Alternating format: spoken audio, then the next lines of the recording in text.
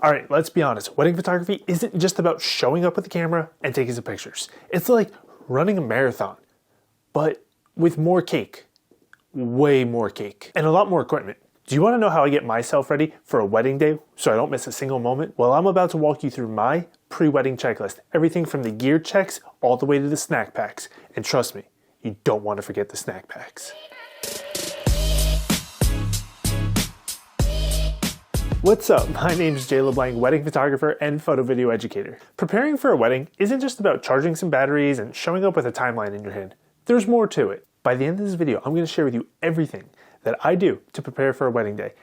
And I'm going to share with you a little secret that anytime that there is a last minute change on a wedding day, something that I do that saves me every time. The very first thing that we have on our list is our gear. We got to pack our cameras, our lenses, our memory cards, our batteries. We got to charge everything. We got to make sure that everything is in good working order and it's clean and that we don't have to worry about it on our wedding day. So our camera bodies, an obvious one, right? I double check all my camera bodies, make sure that the sensor is at least clean and that it's in good working order. If I ever have a problem with my camera, I always note it and then make sure that I take care of that well before a wedding day.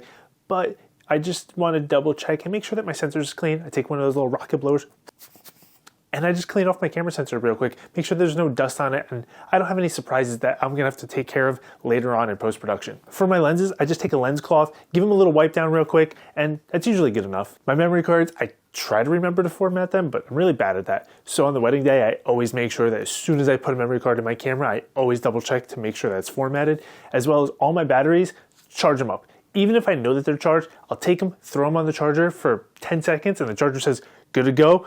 Then I just take them off, throw them right into my bag, and I know that they are topped off and ready for the wedding day. I also take all of my flashes and make sure that they're all charged. I have 3 speed lights, 2 Godox 8200s, plus a little LED panel that I use for some of my detail pictures. Just charge all that stuff up. If I have a wedding that is on a Saturday, I start charging things on Wednesday to make sure by Friday I am good to go. Everything's charged in the bags, ready for my wedding. Because you never know when you're going to be put into a situation where you might need that much battery power. I even bring 13 camera batteries with me to every wedding. Do I use them all? No, I usually use 6, 7 of them. But you know what? There's been times in the past where I have saved the videographer's butt because I had extra charged batteries and they forgot theirs. And I know one day I might be in that situation. So as long as I can help out other people along the way, why not? And I make sure that my camera bags are good. Usually that's a very quick check, and my light stands are ready to rock and roll. Nobody broke any of them at the last wedding I shot. If camera gear was 1, this is kind of like 1A, but it's still a whole nother category in itself because I think it's that important. And that is to sync your cameras. I think it is so much easier when it comes to the editing process to just sync your cameras. You, your second shooter, both of your cameras, both of their cameras, just sync it all up at once. This may not be done on the wedding day, but the morning of the wedding, make sure you sync all your cameras up. Sure, you can go ahead and do it in post-production in Lightroom, but it just makes your life so much easier if you can just do it right there that morning. Make sure that the timestamp of your cameras are all in sync, so all your pictures, when you upload them, just flow very nice and chronologically. And number 3, our clothes. We want to make sure that our clothes are ready to go the day before. We want to lay them out. We want to steam them, iron them, whatever you got going on. We want to lint roll them. Man, I don't know about you. I have a golden retriever puppy with beautiful blonde hair, and he loves to get his hair everywhere. So we want to make sure that we are not bringing that with us to the wedding. It's okay at home, but at a wedding day, we don't love that puppy fur as much. So make sure that we lint roll our clothes, make sure everything's nice and clean, even have some extras. Sometimes we're shooting weddings in really, really hot conditions and we're gonna be sweating all day long. We don't wanna be in those same clothes all day. Maybe we wanna change our shirt real quick when we have some downtime. Or maybe we have an accident where our clothes rip or something gets spilled on us. Having a backup set of clothes just to keep in the car, that could really save you one day. So make sure you have your clothes ready to go. And don't forget about that footwear. Shoes are super important. We're on our feet for so long. You want to make sure that you're wearing nice, comfortable shoes that you can stand in for hours on end with no breaks. So good footwear goes a long way. I should probably be preaching to myself. Now, I might be a little bit of an outlier here, but you know what I find the most comfortable? Converse. Good old Chuck Taylors. This is what I wear to every wedding. I find these so comfortable. I've been rocking these to weddings for 10 years now. I absolutely love wearing them, and I don't see myself changing anytime soon. But most people, they would kill their back in those shoes. So make sure you have good footwear that is appropriate to your foot that you can stand in for a very long time. And I'm gonna go ahead and say it right here. Crocs, not appropriate for a wedding. Don't do it. Just don't. No, I don't care. I've seen people do it. Don't think it's right. If you are going to photograph a wedding as a professional, you should be dressed as if you were a guest attending that wedding. That's my opinion, and I'm sticking to it. Fight me in the comments. Number 4, probably my favorite tip right here, which I mentioned in the intro, snacks. We gotta have some food. We gotta stay replenished. We gotta make sure we have energy to get us through the day. Not just snacks, but we also need drinks. We need to stay hydrated. We need fuel to get us through a wedding day. And this isn't just like a normal, hey, I'm standing on my feet 10 hours, 12 hours, and enjoying a wedding. No, we are on our feet, constantly moving, thinking creatively, problem solving, doing things above the scope of a photographer. So we are using a lot of energy. We are burning a ton of calories. We want quick, accessible snacks that we can grab real quick from our camera bag or our car and consume them relatively quickly, because in most cases we don't have a ton of time to eat. So we want to make sure that we can eat them pretty quick. We're not sitting down. We're not going to warm up some food in a microwave here. We're going to take some food, shove it in our mouth, and then get back to work, because as a wedding photographer, that's about how much time we have. So we want good, nutritious, high calorie, dense snacks that will not cause us to crash. I'm not saying go get a candy bar. I am not saying put high sugary drinks into your body. I'm saying fruits, good protein bars, homemade sandwiches, things that are dense in nutrients that our body needs when we are physically active for long periods of time. And don't forget about staying hydrated. Putting water in your body is super important. Our body functions on water and being hydrated. Maybe even a little bit of salt water, maybe one of those hydration drinks could help you out a little bit more as well. Personally, I love taking them when my energy levels are feeling a little bit low. I'll grab some type of hydration drink, nothing with sugar, because sugar is not going to hydrate us. It's going to actually dehydrate us in the long run. I don't know if you know this, but I have a pretty good background in nutrition. But we don't want sugar in our body right now. We want salts. Salt is what's going to keep us hydrated for a long period of time. Salt and water. Boom. That's the magic recipe for energy. Give it a shot. You're going to thank me. Let me stop you for a second real quick. If anything that I have said so far might help you out for your next wedding, I would really appreciate it if you could just drop a like down below. It really helps out me on YouTube and helps me reach more people who might be in a position similar to you. Next up, we need our backups. We need our backups in place for everything.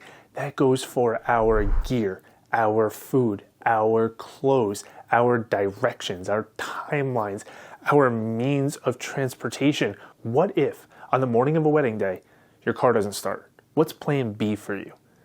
Do you have a second car available from somebody else in your household? Do you have a friend who lives nearby? Will you have to Uber? Will you have to rent a vehicle? These are things that you need to think about and consider if you are shooting a wedding. Because remember, if you're working a 9 to 5 and you call out, most likely your job could still function without you. But as a wedding photographer, and you wake up that morning and your car doesn't start, there's no calling out. You better figure it out, and you better figure it out pretty quick.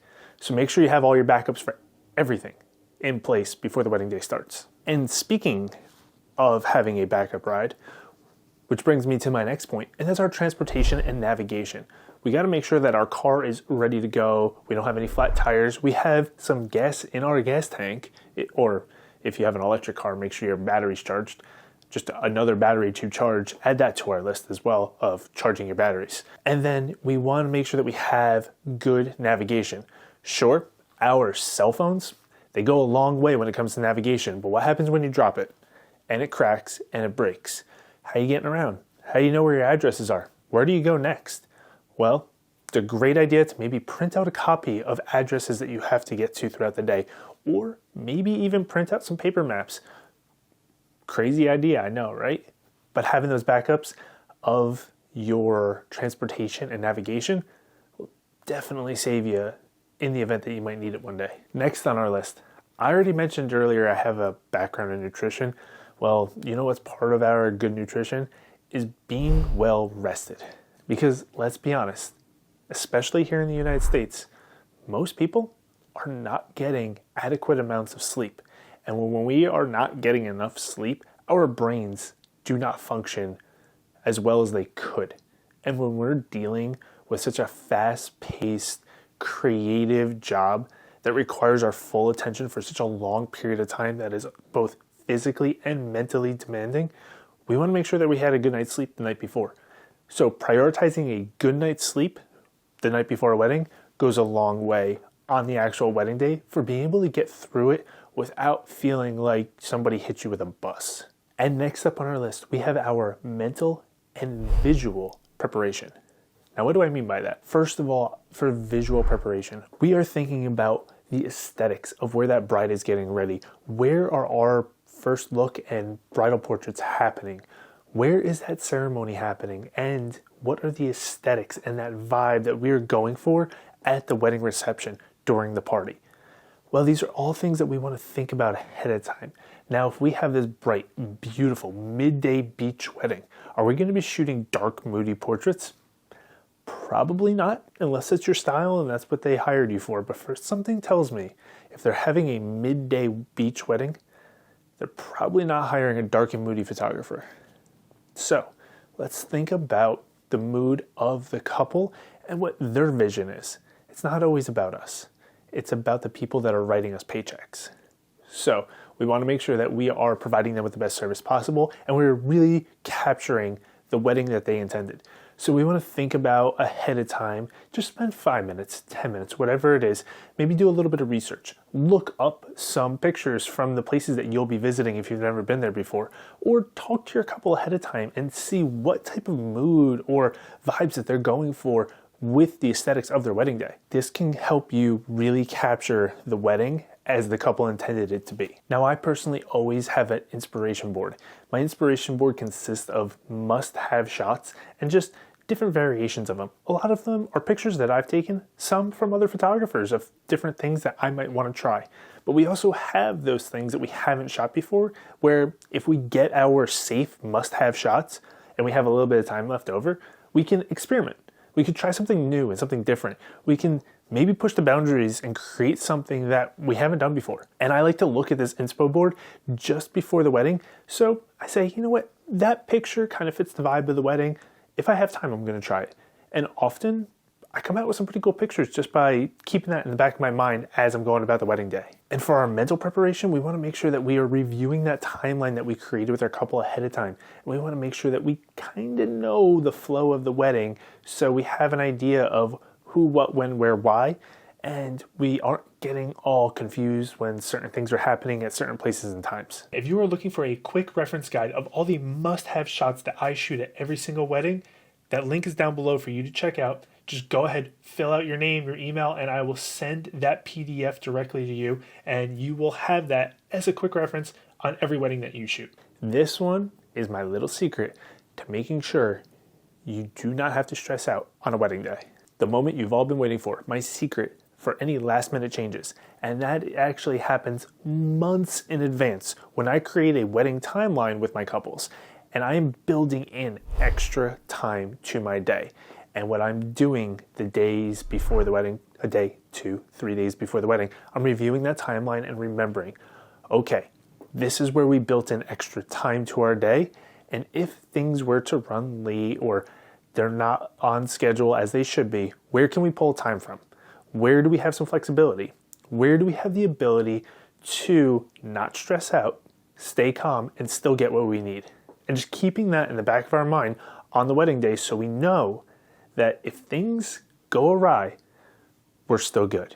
We can still get our job done and we can still make the couple very happy and keep them calm, especially if they start getting stressed out. And my very last thing that I like to do is I like to contact the couple or the wedding planner. If they have a wedding planner, I'll contact them. If not, the couple the day before the wedding. I'll send them out a quick text message and just be like, hey, are you ready for tomorrow? Super excited. Anything change? And that's it. Just keeping a nice open line of communications, whether something came up last minute, maybe at the rehearsal dinner or when they checked into the hotel, there's something that came up. And they didn't think necessarily to contact their photographer because, hey, they're dealing with all these other things that are moving and going on at that current time. It may have slipped their mind.